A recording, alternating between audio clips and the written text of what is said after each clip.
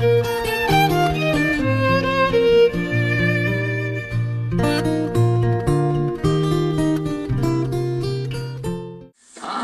fantatrao no maramatory dia ny tena dia isan'ny nanampy tokoa ny orinasa madamobile mba hamana io olana sy disadisa io teo amin'ny voalohany ary zay nahatonga anao hoe mandehana amin'ny fanatonana ianareo izay manana disadisa izay manana trosa aminareo sy ny hafa ka ny zavatra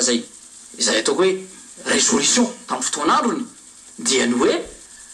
rehefa non cessible sy personnel lay licence maninona moa raha vidinareo tokoa zany ilay orinasa izany hoe efa ianareo ny trosa ny orinasa io dia mijanona aminareo ny licence zay ny zavatra misy fa ny zavatra mitranga dia izao nisy ny intervention tetsteroa ary nisy ny affaire tany amin'ny tribunal izay mbola mitohy ka io natonga n'ilay atao hoe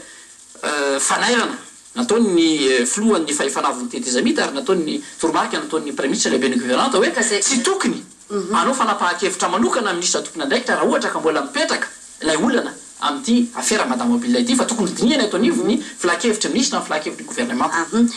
ny fanamariana sady fanontaniako farany ngamba satria efa tapitra ny fotoanantsika ianao miteny an'izay zavatra dia misy manana fomba fijery zay hoe olon-tsotra mijery zay tsy malala zay pitsopitsony dossier io satria nisy any hitako tamin'ny gazety fa tena ohatran'ny teknika be le izy dia ny tena tsy tena manana fahaizana manokana amin'izay toetrany hoe efa ahoana koa raha fandehan'ity zavatra ity zany fa hoe ianao miresaka an'ilay opérateur efa misy eto foana misy manana fomba fijery hoe ny eo anivon'ny asa ty indrindraindrindra voafatotra ireo le opérateur reo resaka teo histoire de gros sou fa tsy mitena eto hoe misy resaka gros sou fa voafatotra ireo na amin'ny fomba akolaka zany na amin'ny fomba mivantana dia lasa tsy afaka mapiditra le mpandrara hafa intsony satria fantatritsika io fa ny mpandrarako nge raha zarany ara idina tsy nisehatra ny telefoninareo misy an'izany fa monopole na nenjehana an'Andriamatoa Marc Ravalomanana teo aloha kanefa monopole misy amin'izao fotoana izao tsy hanonona orinasa tsy misy ny lavika mihitsy hoe ny famatorana ny adidin'ny fanjakana en tant que facilitateur dia manamora ny asan'ireo izay mampiasa vola eto an-toerana ka niza mpandrara na malagasy na vahiny dia adidiny ny fanjakana malagasy manamora zay fahafisambolana ary indrindrandrindra zay le protection des investissements anjara ny fanjakana malagasy zany satria efa nisafidy ireo olona reo ampiasa vola sy amokatra asa eto an-toerana eto Madagasikara dia adidiny fitondram-panjakana ny miaro izay zavatra izay ka ny ataoko hoe fanaovana kaboraraka ka isiny mozana-tsindrinina dia angambany tsy anatsara zavatra zany tsy asony firenena fa ny zavatra maro Ramatoa Ntiana ary iraisako aminao dia itsika anaja ny fifaninanana ao anatin'ny ataoko hoe mangarara tanteraka transparence ary concurrence loyale les saines izay ny zavatra hoenjehantsika ho ataotsika ka raha ho avy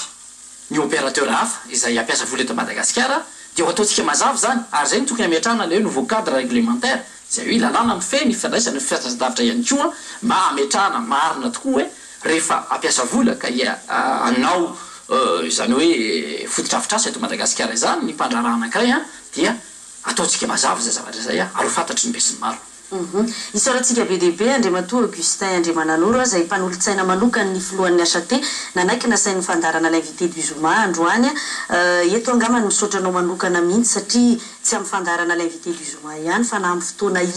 fotoana inona hitadiavan'ny TV Plus ianao amin'ny resaka vaovao fanampim-baovao ilaina dia tsy mbola nisy ny fotoana nandavanao zava-dehibe zay satria efa manomboka eto manipiteny mihitsy satria mipijery misy mikritika hoe efa manomboka opposition foana ny antsonony tiana realy eo amin'ny fandaharana dia mivierina amin'ny problemako tamin'ny fitondrana Andriamatoa Marc Ravalomanana mihitsy hoe rehefa miantso olona eo amin'ny fitondrana dia tsy mety tonga ry zareo